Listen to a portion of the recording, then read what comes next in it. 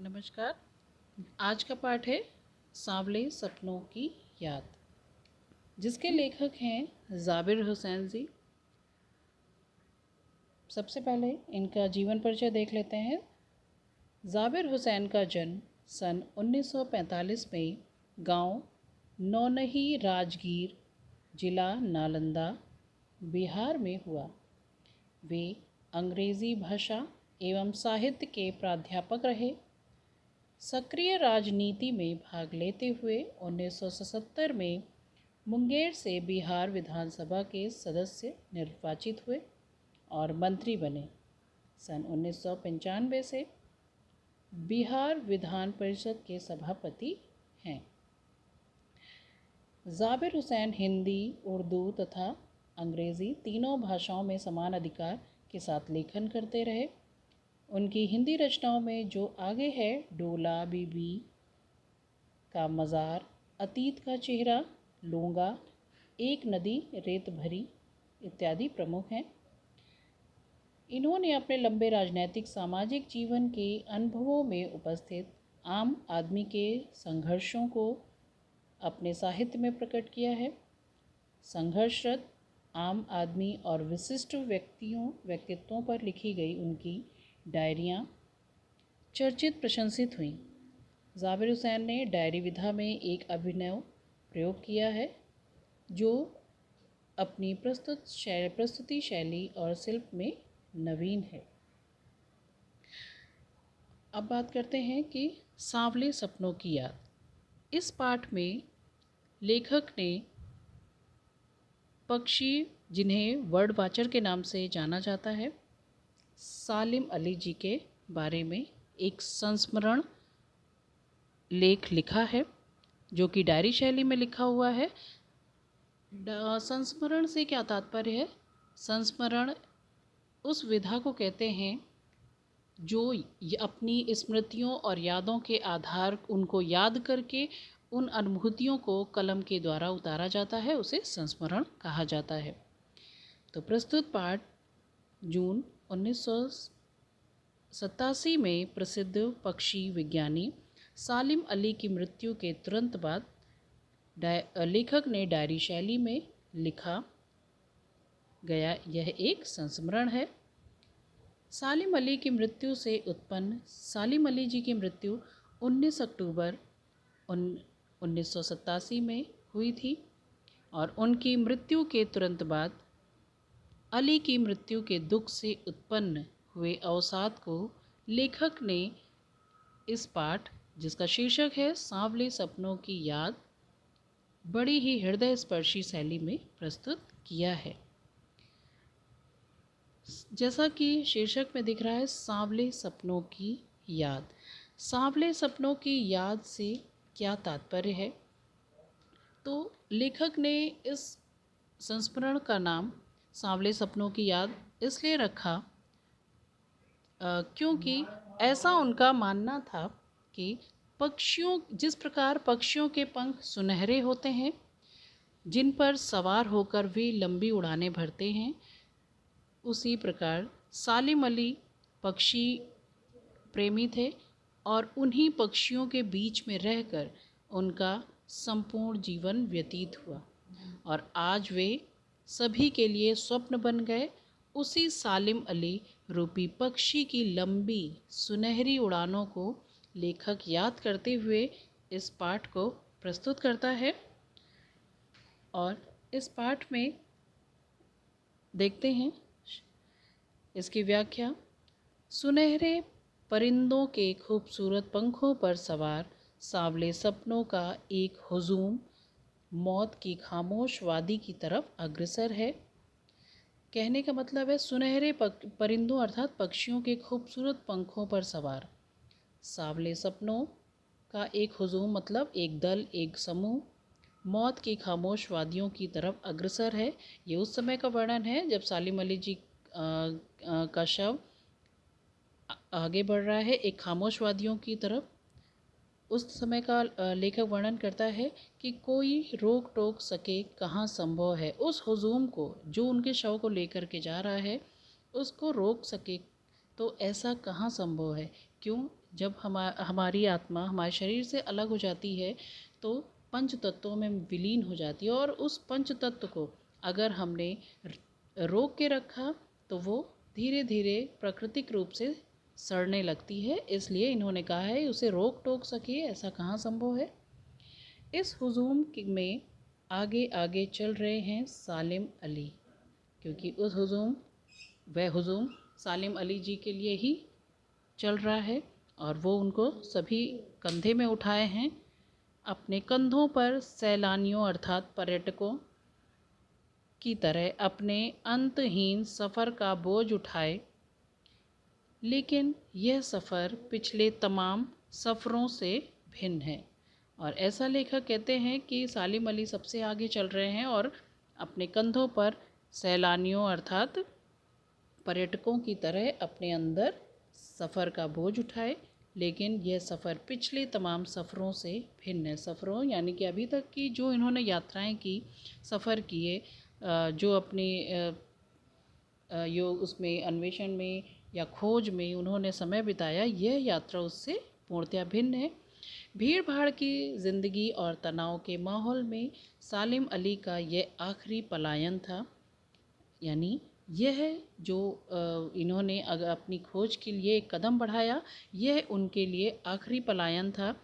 अब तो वो उन वन पक्षी की तरह प्रकृति में विलीन हो रहे हैं, और कहते हैं कि अब ये इस ऐसी यात्रा में जा रहे हैं जहाँ से वापस आना असंभव है, और ऐसा प्रतीत होता है कि मानो वो वन पक्षी की तरह इस प्रकृति में ही विलीन हो रहे हैं, जो ज़िंदगी की आखिरी गीत गाने के बाद मौत की गोद में जा बसा है। कहते हैं लेखक, जो ज़िंदगी का आखिरी गीत गाने के बाद, मतलब उन्होंने जीवन भर अपने संघर्षपूर्ण जीवन को नई नई खोज और नए नए अपने अन्वेषण जो पक्षियों की सुरक्षा के लिए कदम बढ़ाया था, उन कदमों को बढ़ाने के बाद अब वे मौत की गोद में जा समाये हैं। कोई अपने जिस्म की हरारत और दिल की धड़कन देकर भी उसे लौटाना चाहे तो वह पक्षी अपने सपनों के गीत दोबारा कैसे गा सकेगा? क्यों? क्योंकि उसने तो अब ये दुनिया ही त्याग दी है। तो कहते हैं कि यदि कोई चाहे भी कि हम अपनी शरीर की धड़कन और हरारत को वापस कर उन्हें फिर से ज़िंदा कर दे, तो ऐसा असंभव है, क्योंकि अब वे अपने उन गीतों को और अपने ऐसे कार्यों को फिर से ना दोहरा पाएंगे, क्योंकि वो व्यक्तित्व तो इस धरती से जा चुका है। मुझे नहीं लगता, लेखक कहता है, मुझे नहीं लगता कोई इस सोए हुए पक्षी को जगाना चाहेगा। कहते हैं कि अब उन्होंने जीवन भर इतना संघर्ष किया पक्षियों के लिए, उन्होंने जगह जगह जाकर भ्रमण किया, तो कहते हैं सभी उनके इन कार्यों से इतने संतुष्ट हैं कि उन्होंने अपने कार्यों से अपने व्यक्तित्व को गहराई दे दी है। इसलिए अब उस सोए हुए वह विश्राम, ऐसा लगता है जैसे अब वो विश्राम ले रहे हैं, तो उस सोए हुए पक्षी को जगाना भी कोई चाहेगा, ऐसा मुझे नहीं लगता।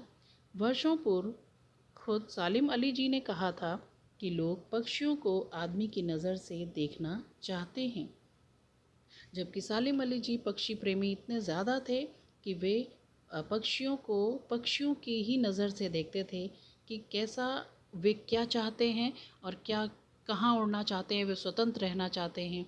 और लेकिन मनुष्य जो है वो उनको अपनी ही नज़र से देखता है, मनुष्य जो कि स्वार्थी प्राणी माना जाता है। यह उनकी भूल है।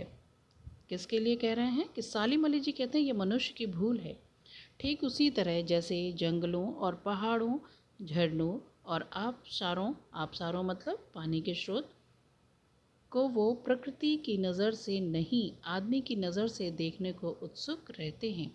जिस प्रकार से कहते हैं, जिस प्रकार से मनुष्य पक्षियों को आदमियों की नज़र से देखता है, या आबशारों पहाड़ों को इंसानों की नज़रों से देखता है, उसी प्रकार वह पक्षियों को भी देखता है, जबकि यह उसकी भूल है। भला कोई आदमी अपने कानों से पक्षियों की आवाज़ का मधुर संगीत सुनकर अपने भीतर रोमांच सा सोता फूटता महसूस कर सकता है? कहते हैं कि यदि आप पक्षियों के कलरव को, उनकी आवाज़ को इंसान या मनुष्य समझकर महसूस करेंगे तो आप वो रोमांच आप महसूस नहीं कर पाएंगे। एहसास की एक ऐसी ही ऊबड़ खाबड़ ज़मीन पर जन्मे मिथक का नाम है सालिम अली। मिथक से कहने का तात्पर्य है, मिथक के कई अर्थ होते हैं। मान्यता, लोक काल्पनिक, कथानक, अवास्तविक, और इसे आप इंग्लिश में अनरियल भी कह सकते हैं। कि ऐसा मिथक है जिनकी कल्पना करना असंभव है। ऐसा लगेगा कि क्या ऐसा था, लेकिन ऐसा होता है और लोग महसूस करते हैं। कहते हैं आज वो हमारे लिए मिथक हैं। जिस प्रकार से पक्षियों की बात की जाएगी तो हमें तुरंत सालिम अली जी ही दिखाई पड़ते हैं, परंतु और उसी प्रकार कहते हैं कि उसी उसी संदर्भ में लेखक कृष्ण जी का उदाहरण देता है। कहते हैं पता नहीं इतिहास में कब कृष्ण ने वृंदावन में रासलीला रची होगी। कहते हैं किसी को नहीं पता कि वृंदावन में कृष्ण ने सच में रासलीला रची या कब रची, किसी को नहीं पता। और शोक गोपियों को अपनी शरारतों का निशाना बनाया, शोक यानी चंचल। और कब कृष्ण ने माखन भरे भांडे फोड़े और दूध छाली से अपने मुंह भरे। जैसा कि हम सुनते आ रहे हैं अपने पुरखों से, जन्म जन्मांतरों से ये कथा प्रचलित होती चली आ रही है। कृष्ण ने वृंदावन में जन्म लिया, गोपियों को आकर्षित किया और लोगों के घर में जाकर दूध और मक्खन की चोरी की। तो क्या ये सच है? ऐसा पता नहीं, लेकिन हम उसे महसूस करते हैं। और कब वाटिका में छोटे छोटे किंतु घने पेड़ों की छां में विश्राम किया, कब दिल की धड़कनों को एकदम से तेज करने वाले अंदाज में बांसुरी बजाई या बंसी बजाई, और पता नहीं कब वृंदावन की पूरी दुनिया संगीतमय हो गई थी।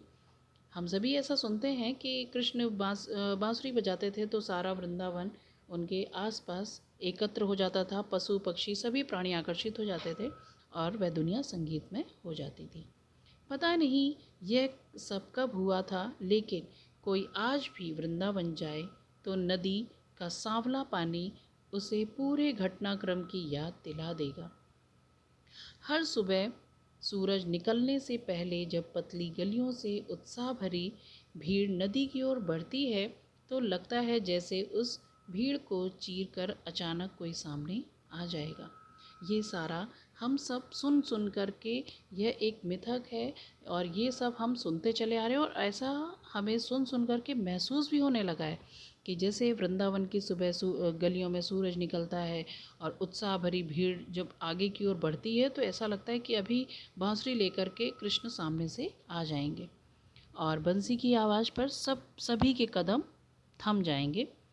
और हर शाम सूरज ढलने से पहले जब वाटिका का माली सैलानियों को हिदायत देगा तो लगता है जैसे बस कुछ ही क्षणों में वो कहीं आ टपकेगा और संगीत का जादू वाटिका के पूरे माहौल पर छा जाएगा। वृंदावन कभी कृष्ण की बांसुरी के जादू से खाली हुआ है क्या? लेखक का कहने का तात्पर्य है जिस प्रकार से वृंदावन के कण कण में कृष्ण का मोह, कृष्ण का आकर्षण समाया हुआ है और प्रत्येक गली में कब ये घटनाएं घटी होंगी, कब ऐसी गोपियां ने रासलीला की होगी कृष्ण के साथ, पता नहीं। लेकिन सुन सुन करके ऐसा महसूस होता है कि क्या कभी कोई वृंदावन को बिना कृष्ण के महसूस कर पाएगा। कहते हैं और जब लोग उन गलियों में टहलते हैं सैलानी या पर्यटक, तो जब सैलानियों को जब वो हिदायत देने आएगा माली, तो बस लगता है कि बस अभी कुछ क्षणों में ही कृष्ण फिर से आ जाएंगे। और वो फिर एक प्रश्न के साथ इस शीर्षक को ख़त्म करते हैं क्योंकि वो सालिम अली जी की यादों में खोए हुए हैं। कहते हैं क्या कभी वृंदावन कृष्ण के बिना महसूस किया जा सकता है? नहीं। उसी प्रकार कहते हैं पक्षियों का के विषय में जब भी खोजबीन होगी, जब भी कोई नया अन्वेषण होगा या उनके विषय में चर्चा की जाएगी, तो क्या हम सालिम अली जी की बात करना भूल पाएंगे? नहीं। मिथकों की दुनिया में इस सवाल का जवाब तलाश करने से पहले एक नज़र कमज़ोर काया वाले उस व्यक्ति पर डाली जाए। अब यहाँ लेखक कहता है जब इस तरह के मिथकों की बात चल ही रही है तो इसका तलाश ढूंढने के लिए कहते हैं एक नज़र हम सालिम अली जी के व्यक्तित्व और उनके शरीर की काया पर भी ध्यान आकर्षित करते हैं कि वह एक कमज़ोर काया वाले व्यक्ति थे जिसे हम सालिम अली के रूप में जानते थे। उम्र की शती तक पहुंचने में थोड़े ही दिन बच रहे थे। शती मतलब 100 वर्ष की उम्र, 100 वर्ष तक पहुंचने में कुछ ही दिन बचे थे। संभव है लंबी यात्राओं की थकान ने उनकी शरीर को कमज़ोर कर दिया हो। कहते हैं कि उन्होंने इतना अथक और इतना संघर्ष किया, इतना खोज में, उनकी सुरक्षा में चिड़ियों की, इतना कर दिया कि अब शायद उनका शरीर उन यात्राओं से कमज़ोर हो गया होगा और कैंसर जैसी जानलेवा बीमारी उनकी मौत का कारण बनी हो। शायद इसी वजह से, क्योंकि उनका शरीर कमज़ोर हो गया था। लेकिन अंतिम समय तक मौत उनकी आँखों से वह रोशनी छीनने में सफल नहीं हुई जो पक्षियों की तलाश और उनकी हिफाजत, अर्थात हिफाजत मतलब सुरक्षा के प्रति समर्पित थी। कहते हैं कि ये संभव है कि उनका शरीर कमज़ोर हो गया था और जानलेवा कैंसर की बीमारी ने उनके शरीर को आ जकड़ा था, लेकिन उनकी आँखों में पक्षियों के लिए जो रोशनी थी वह कुदरत नहीं छीन पाई, क्योंकि वह तो उनके शरीर के कण कण में समा चुकी थी। और सालिम अली की आँखों पर चढ़ी दूरबीन, लेखक यहाँ कहते हैं कि सालिम अली जी को हमेशा दूरबीन चढ़ाए हुए ही कल्पना की जाती है और उनको ऐसे ही देखा जाता था, लेकिन सालिम अली जी को आँखों पर चढ़ी दूरबीन को शायद उनकी मृत्यु ने ही उतारा होगा, नहीं तो वे बिना दूरबीन के कभी भी नहीं दिखाई पड़े। अब यहाँ इस पैराग्राफ में लेखक बताता है कि उनका हृदय परिवर्तन कैसे हुआ, कैसे वो प्रसिद्ध बर्ड वाचर बन गए। ये उन दिनों की बात है, उन जैसा बर्ड वाचर शायद ही कोई हुआ हो। ऐसा उन्होंने ऐसा इसलिए कहा कि शायद ही ऐसा कोई बर्ड वाचर हुआ हो, क्योंकि सालिम अली जी ने अपने आप को, अपना पूरा जीवन उसी क्षणों में चिड़ियों की उसमें लगा दिया, क्योंकि कहते हैं कि उनको इतना पक्षियों से लगाव था और उनके प्रति इतना आकर्षण था। पक्षियों की सुरक्षा के लिए उनकी खोज में उनकी आंखें दूरबीन लगाए रहती थी, और वह भी शायद तभी उतरी थी जब चारों ओर हंसती खेलती रहस्यमयी दुनिया उन्होंने बड़े ही प्रयास से गढ़ी थी। उस दुनिया से जब वे विदा ले रहे थे तभी शायद वो उनकी आँखों से निकली थी, इसलिए उन्होंने उनको बर्ड वाचर कहा। लेकिन एकांत क्षणों में सालिम अली बिना दूरबीन भी देखे गए हैं। कहते हैं अकेले के क्षणों में उनको ज़रूर बिना दूरबीन के देखा गया है। दूर क्षितिज तक फैली ज़मीन और झुके आसमान को छूने वाली उनकी नज़रों में कुछ कुछ वैसा ही जादू था। क्षितिज मतलब जहाँ आकाश और पाताल दोनों मिलते हुए दिखाई पड़ते हैं। आप किसी समुद्र के पास खड़े होते हैं तो आप देखेंगे समुद्र का जो छोर दिखाई पड़ता है, जो किनारा दिखाई पड़ता है, वहाँ पर आपको ऐसा प्रतीत होगा कि आसमान उससे जा मिला। उसको क्षितिज कहते हैं। कि दूर क्षितिज तक फैली ज़मीन और झुके आसमान को छूने वाली उनकी नज़रों में कुछ कुछ ऐसा ही जादू था जो प्रकृति को अपने घेरे में बांध लेता है। कहते हैं कि उनके नज़रिए में और उनकी नज़र में कुछ ऐसा जादू था, जिस प्रकार से क्षितिज में फैली ज़मीन और आसमान एक हो जाते हैं, उसी प्रकार ये प्रकृति को भी अपनी नज़रों में बांध लेते थे। सालिम अली उन लोगों में थे जो प्रकृति के प्रभाव में आने की बजाय प्रकृति को अपने प्रभाव में लाने के कायल होते थे। हम सभी किसी प्रकृति का नज़ारा देखते हैं तो हम उसमें खो जाते हैं, लेकिन इनका ये कैसे थे कि ये प्रकृति के प्रभाव में आने के बजाय प्रकृति को अपने प्रभाव में लाने के कायल हो जाते थे। कि पक्षी यहाँ पर ऐसा, उन्होंने ऐसा इसलिए कहा क्योंकि वो इतना डूब गए थे अपने इस क्षेत्र में कि प्रकृति भी शायद उन्हें समझने लगी थी। उनके लिए प्रकृति में हर तरफ एक हंसती खेलती रहस्य भरी दुनिया पसरी थी। यह दुनिया उनकी बड़ी मेहनत से अपने लिए गढ़ी गई थी। यानी उन्होंने बड़ी मेहनत से ऐसी प्राकृतिक जो माहौल था, ऐसी दुनिया थी, उसको गढ़ा था। कहने का तात्पर्य, अगर हम अपने घर में एक तोता भी पालते हैं तो पहले वो हमारे लिए अनजान होता है, लेकिन उसके साथ रहते रहते वो हमारी दिनचर्या और हमारे आदतों से परिचित हो जाता है और हम उसकी। तो इसीलिए कहते हैं, और ऐसा तब और उनके साथ एक पक्षी नहीं था, उन्होंने असंख्य पक्षियों के साथ ऐसा किया। तो ऐसा लगता है कि वो दुनिया हर सब किसी के लिए गढ़ना संभव नहीं होता। इसे गढ़ने में उनकी जीवन साथी तहमीना ने काफ़ी मदद पहुंचाई थी। तहमीना उनकी पत्नी थी, जो कि तहमीना स्कूल के दिनों में उनकी सहपाठी भी रही थी। उन्होंने कहा कि वे बर्ड वाचर तो थे और उन्होंने अपने आसपास मेहनत से एक ऐसी दुनिया गढ़ी थी जिसकी सहभागिता उनकी जीवन साथी यानी जीवन संगिनी तहमीना ने उनका साथ निभाया ऐसा करने में। फिर कहते हैं, अपने लंबे रोमांचकारी जीवन में ढेर सारे अनुभवों के मालिक सालिम अली एक दिन केरल के साइलेंट वैली को रेगिस्तानी हवा के झोंकों से बचाने का अनुरोध लेकर चौधरी चरण सिंह से मिले। वो साइलेंट वैली के रेगिस्तानों में जो हवा आती थी रेगिस्तानी, उसको रोकने के लिए ये चौधरी चरण सिंह जी से मिले, जो कि एक प्रधानमंत्री थे। और वे चौधरी चरण सिंह जी से ही क्यों मिले, क्योंकि वो किसानी परिवार से थे। वे प्रधानमंत्री थे। चौधरी साहब गांव की मिट्टी पर पड़ने वाली पानी की पहली बूंद का असर जानने वाले नेता थे। पर्यावरण के संभावित खतरों का जो चित्र सालिम अली ने उनके सामने रखा, इससे उनकी आंखें नम हो गईं। उनकी आंखें नम क्यों हो गईं? क्योंकि उन्हीं मृत्यु की जो नींद में सो रहे सालिम अली के होने का एहसास लेखक को अभी तक हो रहा था। उन्हें याद करते हुए और ना लौटने वाले उस पक्षी सालिम अली के लौटने प्रतीक्षा में लेखक आंखें नम करते हुए कहता है कि उनके अंदर ऐसी योग्यता, ऐसा हुनर था और ऐसा उन्होंने अनुभव एकत्र किया था कि उन्होंने उस चौधरी चरण सिंह जी के सामने जो एक पर्यावरण का एक भविष्य में आने वाले खतरे का जो चित्र प्रस्तुत किया, उससे वे इसलिए वे महसूस कर पाए क्योंकि वो किसानी दुनिया से जुड़े हुए थे और इसलिए उनकी आंखें चौधरी चरण सिंह जी की नम हो गई। आज सालिम अली नहीं हैं, चौधरी साहब भी नहीं हैं। कौन बचा है जो अब सोंधी माटी पर उगी फसलों के बीच एक नए भारत की नींव रखने का संकल्प लेगा? कहते हैं, अब ना चौधरी सिंह हैं, ना सालिम अली जी हैं। अब इस भारत की नींव रखने का संकल्प कौन लेगा? अन्यथा कौन बचा है जो अब हिमालय और लद्दाख की बर्फीली ज़मीन पर जीने वाले पक्षियों की वकालत करेगा? फिर सालिम अली ने अपनी आत्मकथा का नाम रखा था फॉल ऑफ अ स्पैरो। इनकी आत्मकथा का नाम क्या था? इसको आप याद कर लें, फॉल ऑफ अ स्पैरो।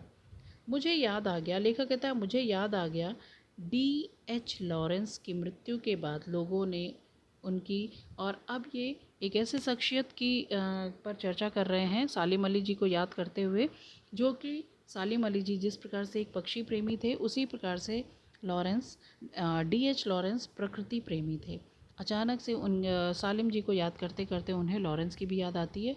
कहते हैं, मुझे याद आ गया कि D.H. लॉरेंस की मृत्यु के बाद लोगों ने उनकी पत्नी फ्रीडा से अनुरोध किया कि वे अपने पति के बारे में कुछ लिखें।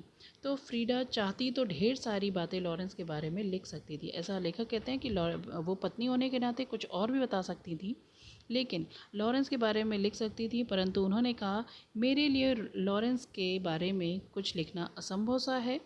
मुझे महसूस होता है कि मेरी छत पर बैठने वाली गौरैया लॉरेंस के बारे में ढेर सारी बातें जानती है।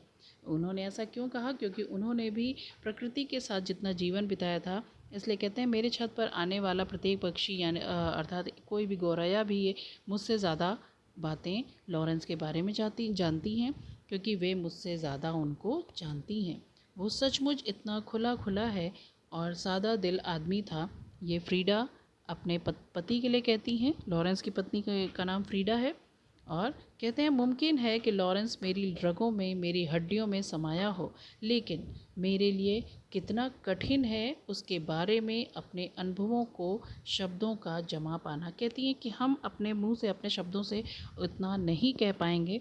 मुझे यकीन है, कहती है, मुझे उतना अनुभव नहीं है, मेरे लिए बहुत कठिन है उनके बारे में बहुत कुछ बोलना, लेकिन मुझे पूर्णतया यकीन है कि मेरी छत पर बैठी गौरैया उनके बारे में और हम दोनों के बारे में मुझसे ज़्यादा जानकारी रखती है, क्योंकि उनका भी समय प्रकृति में ही बीतता था। जटिल प्राणियों के लिए सालिम अली हमेशा एक पहेली बने रहेंगे। उन्होंने कहा जो जनसाधारण है उनके लिए तो, और एक जटिल प्राणियों के लिए भी ये एक पहेली बने रहेंगे। कौन? बर्ड वॉचर सालिम अली जी। बचपन के दिनों में उनकी एयर गन से, और फिर यहाँ पर बताते हैं कि कैसे उनका हृदय परिवर्तन हुआ। एक बार बचपन में दिनों में उनके मामा ने उनको एक एयर गन से एयर गन लाकर दी गई थी, और उस एयर गन से उन्होंने एक खेल खेल में उस गन को चला दिया और उससे एक गौरैया घायल हो गई थी। गौरैया नहीं, सॉरी, नीलकंठ एक पक्षी था, वो घायल हो गया। और वह फिर इसी नीलकंठ को जब उन्होंने घायल होकर के देखा तो नीले कंठ की वो गौरैया थी, जिसकी खोज में फिर उनका हृदय पीड़ित हो गया। उसके दर्द को वे बर्दाश्त न कर सके। बस उनके जीवन की यही एक उनके हृदय को परिवर्तन कर देने वाली घटना थी, जिसका लेखक यहाँ वर्णन करते हैं। कहते हैं बचपन के दिनों में उनकी एयरगन से घायल होकर गिरने वाली नीले कंठ की वह गौरैया सारी ज़िंदगी उनके खोज के नए नए रास्तों की तरफ ले जाती रही। यानी उस पल ने उनका हृदय इतना परिवर्तित कर दिया कि वे चिड़ियों की सुरक्षा, चिड़ियों की ज़िंदगी के नए नए खोज करने के लिए इधर उधर घूमते रहे। ज़िंदगी की ऊंचाइयों में उनका विश्वास एक क्षण के लिए भी डिगा नहीं। वो लॉरेंस की तरह, यहाँ लेखक सालिम अली जी को याद करते हुए लॉरेंस को भी याद करते हैं। कहते हैं वो सालिम अली लॉरेंस की तरह नैसर्गिक ज़िंदगी का प्रतिरूप बन गए थे। सालिम अली प्रकृति की दुनिया में एक टापू बनने की बजाय अथाह सागर बनकर उभरे थे। ऐसा लेखक ने इसलिए कहा क्योंकि लेखक के अनुसार प्रकृति और प्राणी जगत के